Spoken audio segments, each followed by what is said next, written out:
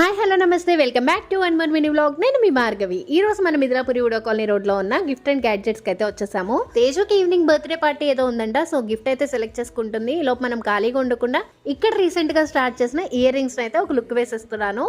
ఇంత ట్రెండీగా ఇంత రీజనబుల్ ప్రైసెస్ లో ఉంటే మనం ఇంకా పర్చేస్ చేయకుండా ఆగుతామా? వెంటనే సెలెక్ట్ చేయడం అయితే స్టార్ట్ చేసేసాము. ఇక్కడ ఇయర్ రింగ్సే కాకుండా క్లచెస్ కూడా ఉన్నాయి.